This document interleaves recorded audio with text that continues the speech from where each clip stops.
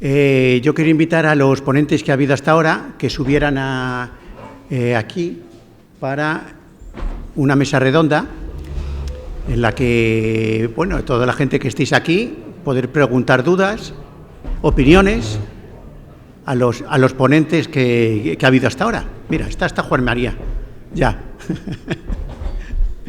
Bueno, pues aquí están todos los ponentes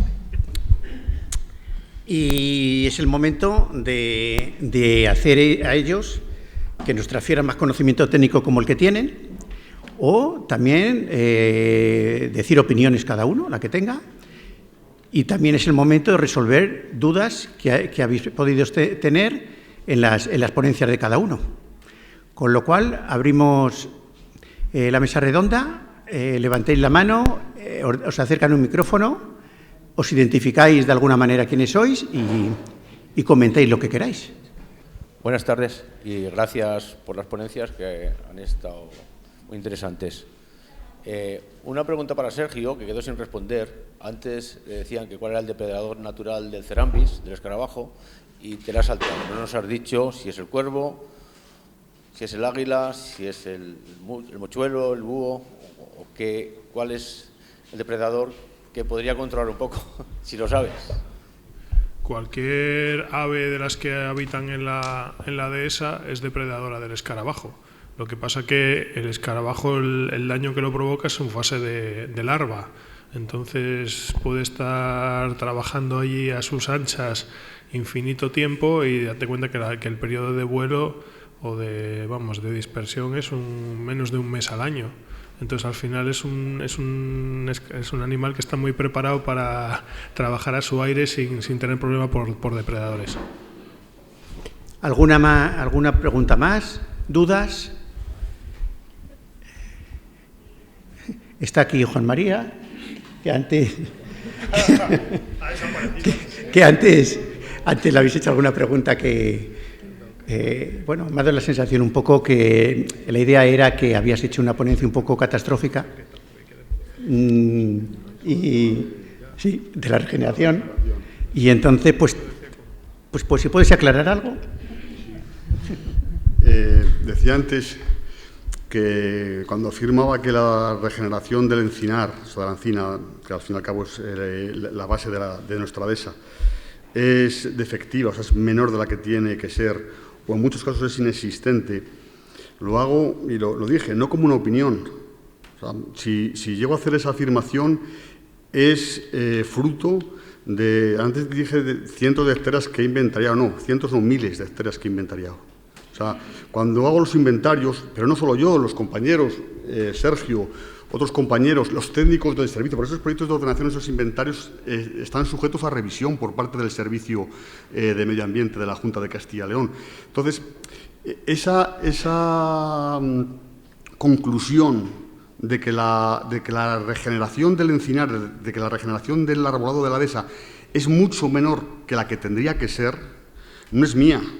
Es mía, coincide con los técnicos que hacen inventarios y planes, al igual que yo, y está corroborada por los técnicos del Servicio Provincial, porque es la preocupación de toda la gente que intervenimos en la ordenación de las dehesas, en los proyectos de ordenación de dehesas. O sea, todos coincidimos en lo mismo, porque al final es como si hiciéramos un inventario en un colegio y resulta que en primero de primaria hay 2 niños, en preescolar hay 1 y en párvulos no hay ninguno. Y dices tú, pero bueno, ¿qué pasa aquí? Aquí pasa algo. Sí que es verdad que hay fincas donde sí que hay regeneración.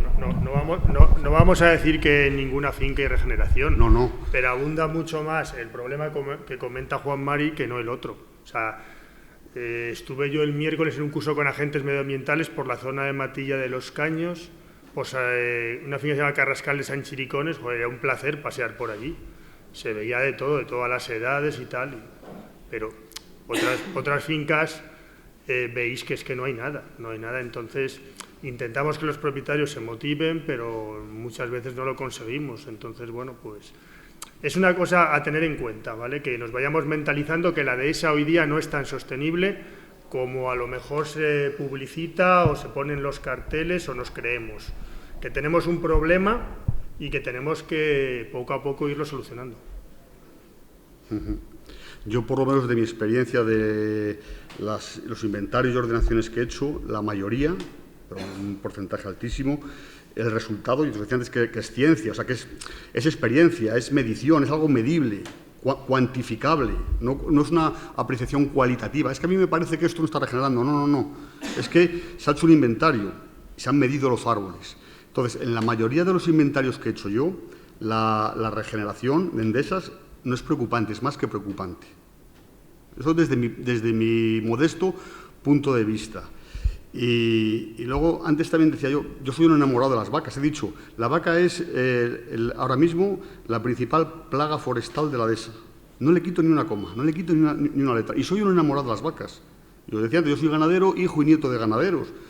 Y aspiro a jubilarme y a irme a lo que me corresponde de mi padre y estar unas vacas y morirme allí, no de viejo, de muy viejo.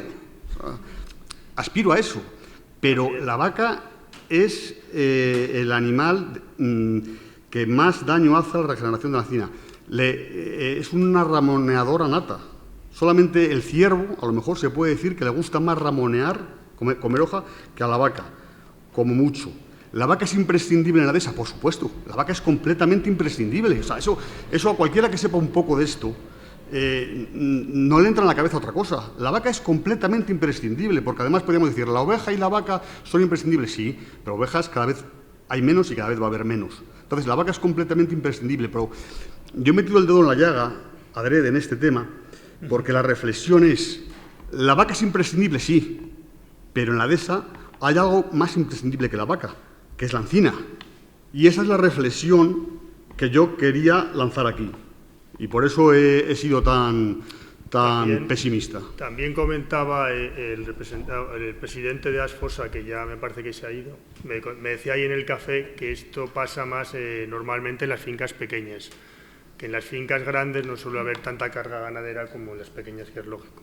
Entonces, bueno, introducir ese matiz, ¿no? que hay que intentar ajustar un poco más la carga ganadera y que a lo mejor también es culpa, me decía, de las subvenciones, que se ha estado primando a las vacas y entonces, claro, cuantas más vacas tengo, más me pagan y claro, eso lo paga luego el monte. ¿Alguna pregunta más? Tengo yo el micrófono. Aquí. Aquí. Perdón. Te identificas y nos cuentas. Sí, bueno, soy Kale, soy periodista, entre otras cosas. Vivo en Hamburgo, en Alemania, pero he crecido aquí en el Campo Charro y si tengo suerte, pues me vuelvo. Tengo dos preguntas. Se ha hablado de las plantas medicinales y de cómo nos pueden servir con el ganado, pero ya había comentado en la pausa que también me interesaría saber si hay usos también para favorecer la regeneración de las fincas a través de, pues eso, de incluir otro tipo de especies, ese por un lado, y también el tema de los hongos o de los micorrizales, si alguien puede responder a qué tipo de simbiosis se pueden crear en el campo para favorecer, por otro lado, la regeneración. Esa pregunta número uno, el que pueda contestar. Y pues empezamos por ahí. Vamos a la primera pregunta. Vale. Yo creo que Virginia. Sí, perfecto. Muchas gracias por tu pregunta y muy interesante lo que pudimos hablar también en el café, que justamente es esto, ¿no? Esta pregunta que nos haces. ¿Cómo puede las plantas PAM también ayudar a esta regeneración? Por ejemplo, creando estas matas que favorezcan para poder cubrir el crecimiento, ¿no?, del encinar en su fase pequeña. Pero eso claro, es, tienen que ser plantas que no atraigan al ganado, porque si le gustan, claro, eso es, sí. pues hacemos un flaco favor. Ya. En lugar de Hay que, estamos atrayendo. Sí. Claro. Exactamente. Pero bueno, sí que se puede crear ciertas matas para que favorezcan, ¿no?, este proceso de regeneración. Por otro lado, también el tema de conservar, como decía en la charla, el tema de poder conservar ciertos suelos, por ejemplo, alrededor, creando una barrera alrededor de la charca, ¿no?, que puedan acceder el ganado y todo, pero que permita que no se vaya degradando tanto esa zona. Esa es otra de las formas.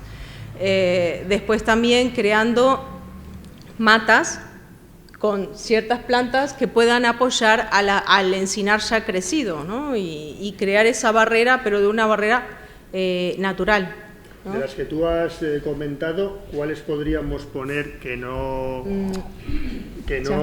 fueran tan atrayentes para el ganado? Bueno, sí. Hay una que, pero a ver si la podemos... Porque el diente de león y esas, No. vamos, se la meriendan. No, pero por ejemplo, hay una que lógicamente no se la comerían, pero hay que ver cómo conviven, ¿no? El ruscus. Ese no. Ese no se lo comerían de ningún modo. Yo creo que no. Con los Ese pinchos no. que tiene, no. Claro, por eso. Eso, por ejemplo, para crear ese tipo de barrera podría ser una simbiosis interesante, ¿no? Vale. Después, cuando hablaban de... estabas consultando el tema de hongos. Entonces, hay hongos que sí que se pueden inocular en las plantas PAM antes de llevar a suelo. Por ejemplo, el tricoderma es un hongo muy conocido en la parte de la agricultura y que sería muy útil también para poder apoyar en esta simbiosis en el ecosistema. Y eso sí que se puede hacer, en los viveros y poder llevar esto ya con el hongo inoculado y en la tierra, instaurado, digamos, en la simbiosis de la planta, colocarlo muy fácilmente en nuestras dehesas. Paso rápido a la segunda. Y creo que tenías otra pregunta. Sí, es también una pregunta, bueno, gracias por la respuesta. Es una pregunta general a todos. A mí me ha llamado la atención. Yo he crecido aquí en el Campo Charro, pero me fui con 20 años y cuando uno vuelve 10 años después, pues observa más el paisaje y lo que sucede y cómo va cambiando. Y sí que he visto pues mucha limpieza de monte que desde mi punto de vista me ha parecido muy agresiva. O sea, todo lo que es limpiar todo el matorral y dejar las encinas grandes y que se lleva a cabo con maquinaria muy grande. Y me interesaría saber vuestras opiniones sobre ese tipo de limpieza, hasta qué punto favorece y hasta qué punto puede dañar el tema de la regeneración. Me imagino que sabéis de lo que hablo, espero que sí. Sergio, por ejemplo. Bueno, en principio el matorral realmente no se limpia, el matorral desaparece por sobrecarga de ganadera. Lo primero que tiene el ganado a mano es lo que está más cerca del suelo. Entonces, pues primero desaparecen los matorrales que más le gustan y luego desaparecen los que menos le gustan. Luego sigue el rebrote de la encina y al final pues quedan encinas adultas aisladas. En cuanto a la política esta de desbroces agresivos que tú ves, que es el descuaje y demás, en parte es lo que venimos hablando hasta ahora. Las políticas agrarias comunitarias, con un término que se conoce como CAP, que todos los ganaderos que están aquí lo tienen en la mente, que es el coeficiente de admisibilidad de pastos, que básicamente lo que dice es que una superficie pastable tiene que estar limpia. ¿Vale? Entonces, imaginemos un pastizal sin árboles ni nada, tendría un CAP del 100%. Es que la totalidad de la superficie sería aprovechable por el ganado. Si tú ahí vas metiendo arbolado, vas metiendo matorral, la política ha hecho que se reduzca el CAP. Entonces, por ejemplo, una superficie que tenga el 50% de matorral y arbolado y el resto pastos, para efectos de primas, que es para lo que sirve el CAP, tendría, por ejemplo, una hectárea en ese caso, sería media hectárea admisible, con lo cual tendría la mitad de subvenciones que una zona desarbolada. ¿Qué ha producido eso a nivel rural? Pues cuanto más superficie tengo limpia, más superficie tengo admisible a pastos. Ha obligado a hacer, ha obligado a lo que es el propietario a hacer ese tipo de tratamientos agresivos. Sí. ¿Qué ha pasado ahora? Que con la última vuelta de tuerca a la PAC se han dado cuenta de que realmente eso no es correcto. Una dehesa típica o con futuro, de esta que llamamos dehesas sostenibles, tiene que tener arbolado grande, pequeño y mediano y acompañando a ese tipo de formación el matorral que siempre tuvo. No solo una especie como puede ser aquí en Salamanca, prácticamente el matorral que hay es genista casi todo, lo que llaman escobas, poco más, y lo suyo es que haya otras especies como las PAN que ha comentado nuestra compañera, que estaban ahí presentes siempre, pero que el exceso de carga pues ha ido provocando que desaparezcan, como el tomillo, la lavanda, el espliego. Esas además se aprecia muy claramente en una finca. Si tú te recorres toda la finca, las zonas más alejadas del manejo ganadero, es donde el ganado hace menos presión y donde realmente tienes la formación que ahora Europa busca, que es las zonas perimetrales de los cercados o de difícil acceso, que es los arbolados grandes, pequeños y medianos, y toda la vegetación acompañante que en el resto de la finca es prácticamente inexistente. Solo una puntualización, que para que veáis lo perverso que fue, bueno, por lo menos tú, que es que al propietario hasta la sombra de los árboles se la descontaban. Entonces, con esto hemos tenido una batalla tremenda, que es lo que os comentaba, que por eso creamos FEDESA y hemos estado luchando contra ese CAP durante mucho tiempo, porque nosotros pensábamos que incluso ya no solo los matorrales, sino que lógicamente hay gente a la que le estaban perjudicando económicamente mucho, que hasta se podía plantear que esos árboles murieran misteriosamente, porque es que, claro, o sea, ha sido un proceso muy perverso de las ayudas europeas. Entendemos que ahora sí es verdad que bueno, no lo tenemos tampoco muy claro, ¿eh? Está ahí, porque es que, bueno, tú vienes de Holanda, es muy difícil para un centroeuropeo explicarle los sistemas mediterráneos. Entonces, el sistema mediterráneo es muy complejo y para ellos todo es muy simple. Y bueno, pues ahí hay un poco de descompensación, sí. Y ha sido eso lo que os ha explicado ese proceso, ¿eh? Y es verdad que es preocupante para nosotros que nos dedicamos a esto, y también creo que es preocupante para el propietario forestal en el fondo, claro. Sí, por ahí hay... Sí, hola. Hola, buenos días. Dinos quién eres y... Sí, Jesús Rodríguez, iba a decir ganadero, pero bueno, me considero gestor de mi pequeño pedazo de ecosistema. Quiero hacer una pregunta muy rápida, disculpar porque he llegado tarde, he tenido imprevistos, y la pregunta es la siguiente. Ya te digo, quiero que sea muy breve porque sobre todo quería entrar en detalle y en un tema que me parece muy importante, que es el del sobrepastoreo del ganado vacuno. La pregunta es, ¿cuáles son, si me podéis enumerar rápidamente, a ver si coincidieran un poco con las mismas ideas que yo he observado, los motivos por los cuales no hay la regeneración que habláis de la encina en la dehesa? Muy brevemente, puntualizarlo simplemente. Yo creo que no se puede hablar de un solo motivo, o sea, las causas son varias. El primero es el sobrepastoreo, el exceso de carga ganadera. Pero el exceso de carga ganadera no solamente se puede medir en UGMs por hectárea, lo que yo decía, que tradicionalmente para una vaca se le tenían 3 hectáreas, ¿no? Había otros factores que influían. En verano se cambiaban de sitio, se trashumaba mucho con el ganado. Había terrenos que no estaban cerrados y se pastoreaban de forma abierta. Lógicamente, al pastorear un terreno de forma abierta, la vaca va a estar allí cuando hay alguien con ella, se la está cuidando y luego se la saca de allí. Entonces, no es solamente la carga ganadera, pero para mí, desde mi punto de vista, es el principal motivo. Y luego decía antes que la vaca es mucho más agresiva que la oveja. Ojo, la oveja también come ramón, pero es menos fuerte, troncha menos, se roe los troncos, eso también es cierto, cosa que la vaca no suele hacer, pero es fundamentalmente el exceso de carga ganadera, y luego añadido a las adversidades climáticas, incidencias climáticas que estamos viviendo. Yo antes hablaba de las sequías que se han ido enlazando desde 1981, desde que hay registro, las sequías prácticamente enlazan unas con otras, o sea, hay muy poco periodo de buena climatología entre sequía y sequía.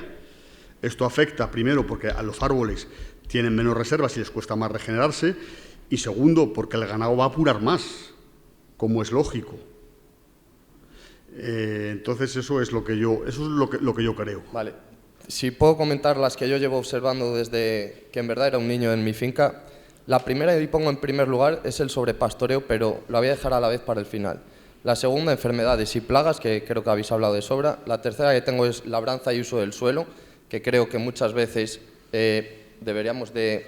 Yo también hago pasturas, praderas en mis fincas, pero bueno, colocamos protectores para ese propio regenerado.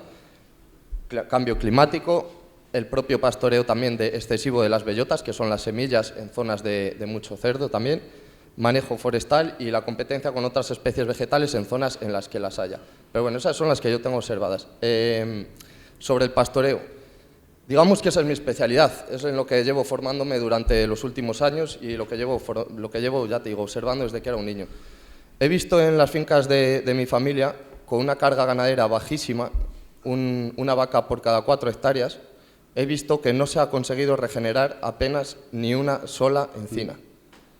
Ni una sola. La carga es baja, porque la carga es baja, estamos todos de acuerdo. De hecho, es casi la mínima que considera la PAC si quieres cubrir la ayuda. Luego, entonces, la carga, yo creo que cuando hablamos de carga tenemos que hablar de tiempo de carga. De nada me sirven pocos animales durante un año en una gran finca, sino lo que importa es el tiempo. Los animales, como bien sabemos, llevan movimientos migratorios, empiezan por una zona y se van desplazando y no vuelven hasta esa misma hasta pasado medio año o casi un año. Desde que yo hago mi manejo de rotación de pastos, aplicando la ganadería regenerativa, lo que he podido ver es que simplemente con empezar a rotar el ganado, esos carrascos, esas encinas que no se habían movido en 20 y pico años, han rebrotado con un vigor espectacular. Entonces, hay un dicho en América, en inglés, que dice que, traducido al español, en inglés rima, it's not the cow, it's the how, no es la vaca, es cómo la manejamos.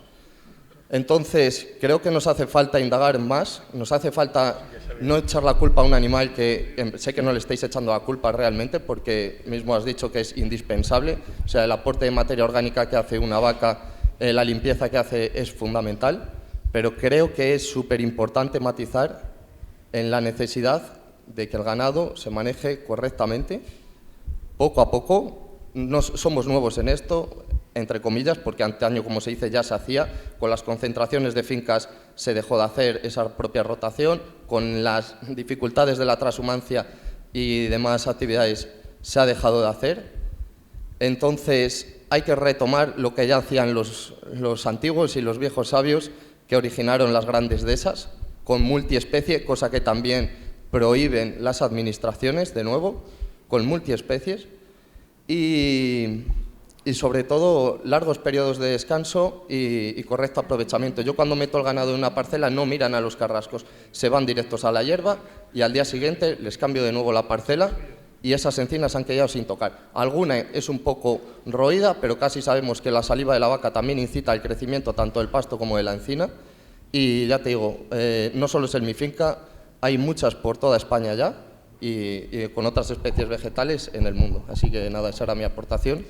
Y espero vuestra respuesta. Muchas gracias por tu información.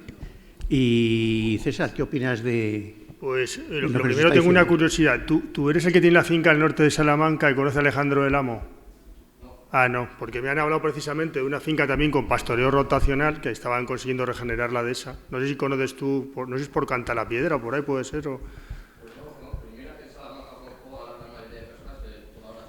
Vale, eso que comentas es el pastoreo rotacional, que está muy bien y cuando estudias pastos pues te lo explican y se aplica. El problema que tiene es que es más complejo de hacer y requiere más costes de cerramientos, ¿no? Pero sí que es verdad lo que dices, que es fundamental. En cuanto la vaca deja de tener hierba, pues se va al monte. Entonces es un poco lo que estabas explicando tú. Y luego también decir que si dices que a tus antepasados que tenían fincas donde había poca carga ganadera y no se regeneraba, lo que también influye es la compactación del suelo. Las bellotas cuando caen al terreno necesitan tierra.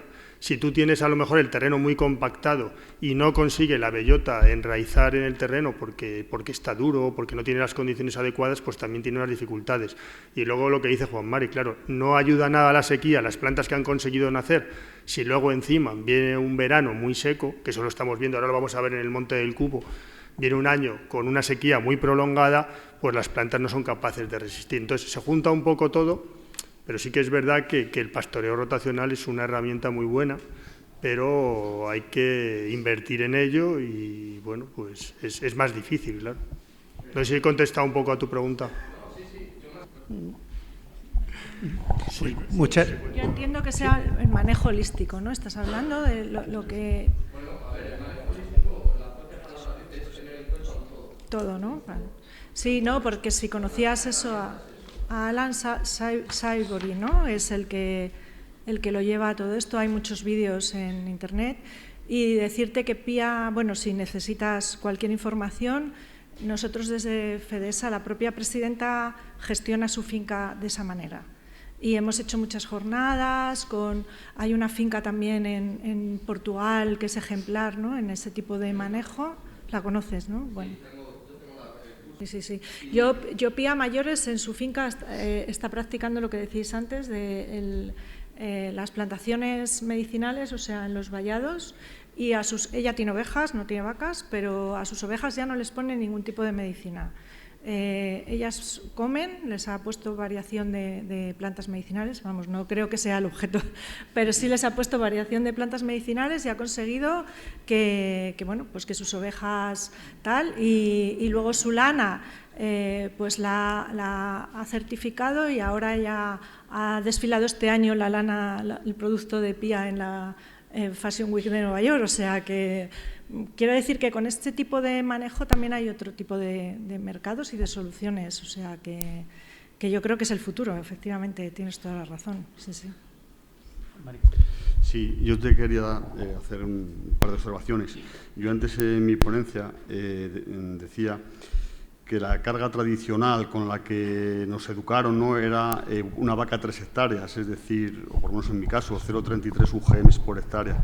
Y antes dije, y es que estoy completamente convencido de ello, que ahora, aunque se volviera esas cargas, cosa que dadas las circunstancias de mercado, de subvenciones y demás, es harto improbable, sería inviable, insostenible, aunque se volvieran esas cargas de 3 hectáreas por una vaca, no estaría asegurada la regeneración, porque además lo he visto. Yo lo he visto en algún caso de fincas con 1 hectárea para cada, 6 hectáreas para cada UGM, y tampoco se da la regeneración. Eso por un lado. O sea, quiero decir que para conseguir la regeneración hay que tomar otras medidas complejas, no una sola, sino varias. Eso por un lado. Luego también he dicho otra cosa, que es que hay momentos críticos que muchas veces la gente del campo no nos damos cuenta. Un momento crítico es el agostamiento, el mes de agosto, cuando están las dehesas como si fuera un desierto, que no hay absolutamente nada, y las vacas siguen ahí y no tienen dónde echar la boca, y van a echar la boca donde puedan, lógicamente en los renuevos de las encinas y de los rebollos y de los robles, de los árboles de la dehesa. Con lo cual el daño que hacen es enorme, es enorme. Lo que pasa es que no lo percibimos muchas veces. Ese es un momento crítico para mí. Y otro es el momento de las heladas fuertes.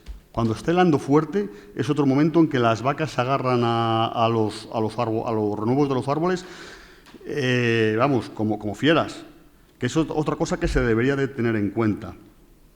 Y luego, no solamente la carga ganadera.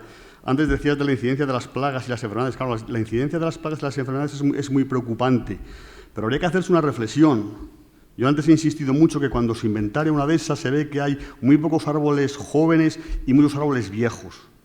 Yo voy a hacer otra afirmación catastrofista. La mayoría de las dehesas son geriátricos de árboles. Son geriátricos, o sea, son dehesas fósiles. No hay más que maduros y extramaduros. O sea, es como si dijéramos que en las dehesas, en una población humana, todos tienen más de 50 años. Pues hombre, ¿cómo no van a tener incidencia las plagas y las enfermedades? Lógicamente, son mucho más vulnerables. Pero claro, esa vulnerabilidad a las plagas y a las enfermedades se lo da la edad excesiva y la ausencia de población joven. Y eso para mí es el talón de Aquiles de la gestión de las dehesas. Bueno, pues empieza tú mismo. ¿Qué hay? Buenos días. Daniel Álvarez, del Territorial de Medio Ambiente de Salamanca. Tenía, pues, ciertas cosas que quería comentar con Jesús, ¿has dicho? Sí. El tema del pastoreo, vamos, de la ganadería regenerativa, que es como así se está denominando y demás. Casi todas las experiencias que tiene que están en procesos de investigación y demás están relacionadas más con la regeneración del propio pasto que con la regeneración del arbolado. Hay experiencias en Cataluña, hay experiencias en La Rioja, por ejemplo. Van de la mano, eso es. Lo que pasa que están haciendo acotados en periodos de tiempo mucho más escasos que los que necesitaríamos para el regenerado del arbolado. Vale. Es las experiencias que están habiendo y que están subvencionadas y que están con fondos y demás, a eso me refiero. Que la idea sería es que fuese un poco más extensivo quizá a lo que nos afecta a nosotros, que es el tema del regenerado del árbol. ¿Vale?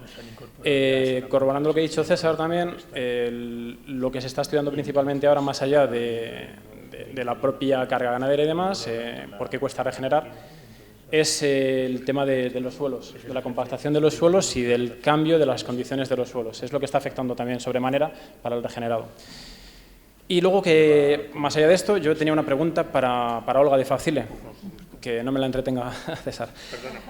Olga, desde tu experiencia, no desde tu punto de vista personal, desde tu experiencia de la gestión de todas estas subvenciones para los particulares, Sí. ¿cuál es la principal debilidad de las líneas de subvención actualmente? ¿De qué disponemos? Bueno, para la dehesa principalmente es la regeneración, lo que estamos hablando.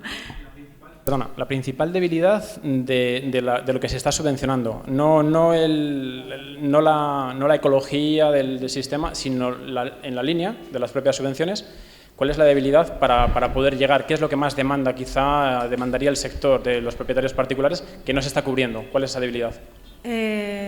Pues principalmente esa línea de lo que es regenerado en otras líneas de ayuda, no solo silvopastorales, que a veces nos quedamos ahí, y también es una demanda, pero que yo he hablado con todo el mundo, en la de productivas. Al final, si queremos que la gente opte por ese tipo de productivas, pues tienen que financiarse con más proporción de dinero, o sea, no solo por eso han sido un pequeño fracaso, entre comillas, o sea, realmente no se ha cubierto el presupuesto, pues realmente todos sabemos que, como he explicado, ¿no?, que la propiedad forestal no es rentable, que el propietario no ve beneficio, que las productivas son a largo plazo, exceptuando pues las truferas, que realmente aquí no tenemos, y que entendemos que se tienen que aportar ahí un poco más de presupuesto,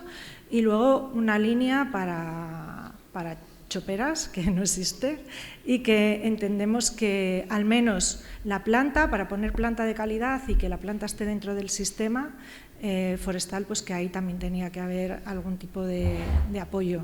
Eso es lo que demandan, aparte de la demanda general, que es la simplificación administrativa. Que esa, sabemos, esa se nos escapa a todos, por eso lo digo, que soy consciente de lo que pide Europa y que hay muchas veces que hay que trasladar, pero sí que es verdad que tenemos que trabajar un poquito más en esa parte de facilitar los trámites. Ahora mismo la informática ha avanzado mucho y tenemos unos trámites un poco obsoletos y lentos, arcaicos en algún caso, esos Exceles tan complejos, y bueno, pues en esa parte ya no la demanda del propietario, sino la demanda técnica en general va por ahí. Y luego, bueno, pues respecto a los planes de ordenación, pues también que no tengan que pasar todos por Planfor. Porque hay muchas veces que hay planes simples, o sea, trabajar más, que sé que se está trabajando en los planes simples de gestión, que se pueda adherir para poder facilitar de alguna manera la gestión de la propiedad más pequeña que esté planificada, claro. Porque ahora mismo ese tipo de propiedad no está entrando en planificación, y si queremos que al final mucha parte del territorio esté planificada, pues tenemos que habilitar esos trámites simples para que podamos hacerlo.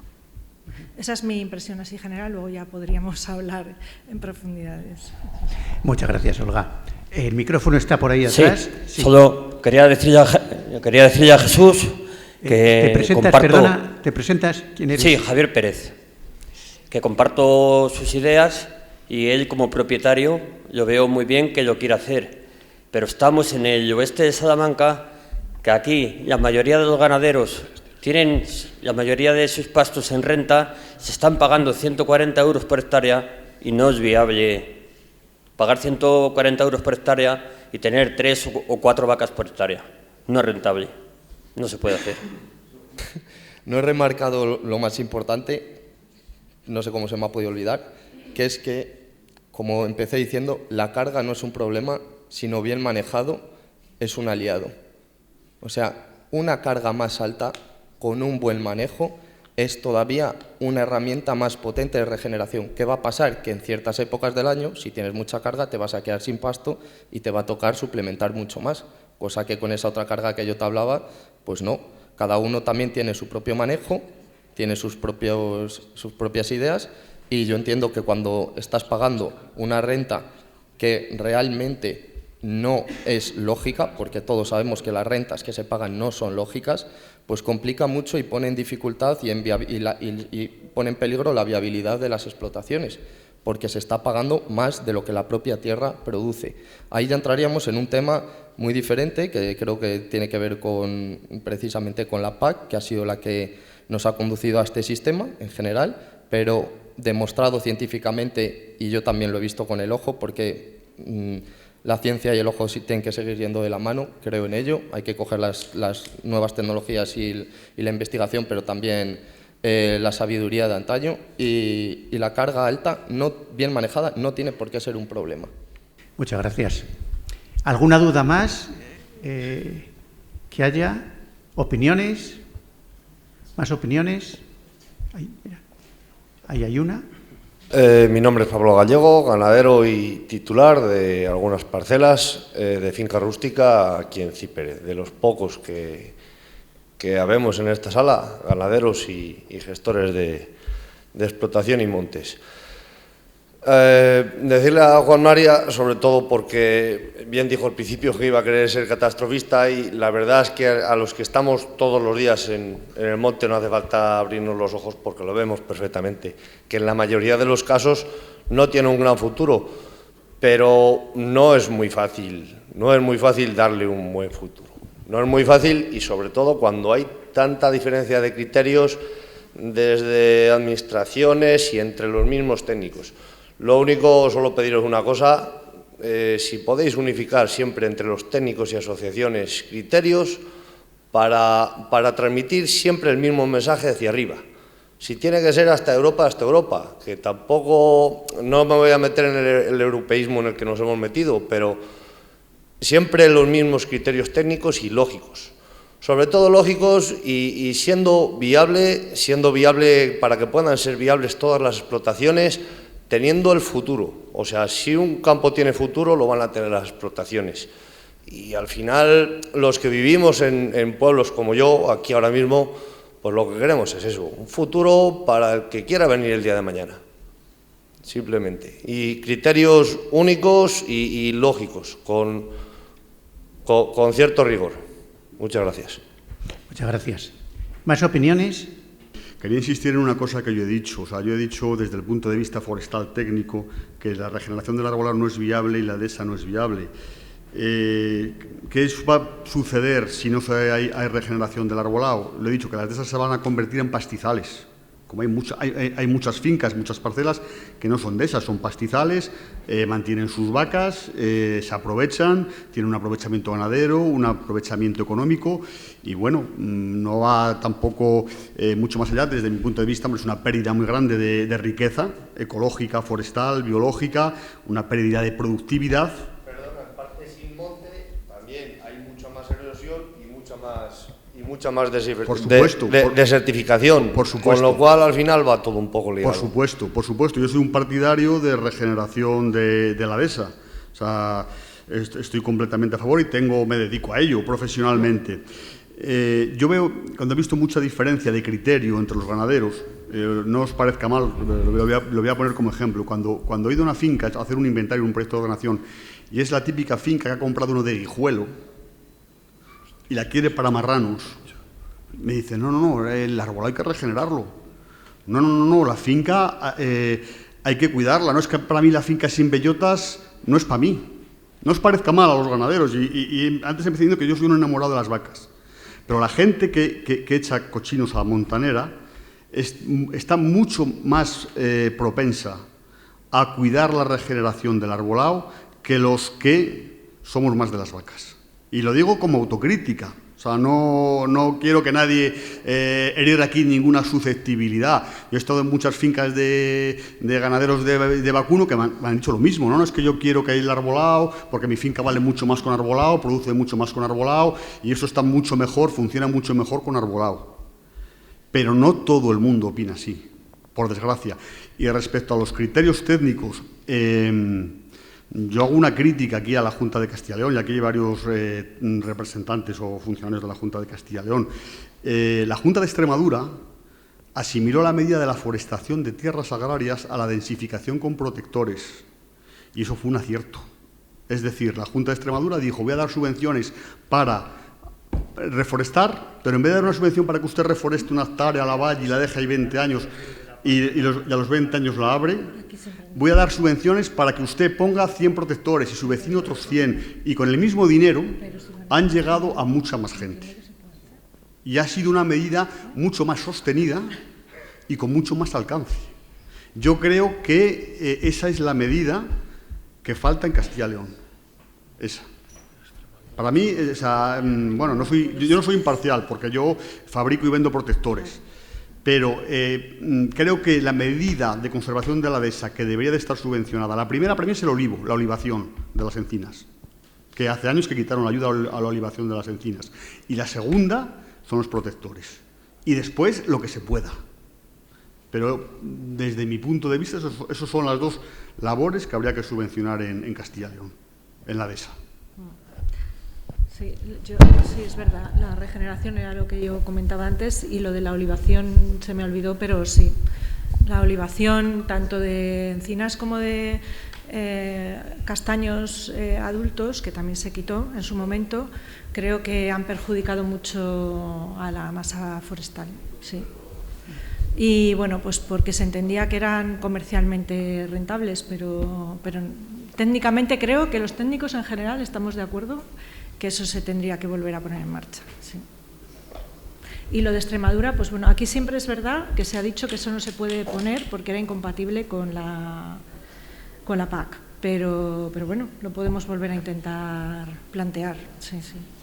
Y dar las gracias a todos los asistentes, a todos los ponentes, por habernos compartido sus conocimientos científicos y técnicos, y después del socuco ecológico iremos al Jugo Don Sancho, a Rollanejo, a la finca Rollanejo. Quedamos en el aula de la naturaleza para que allí nos expliquen en la práctica lo que nos acaba de explicar César en la teoría.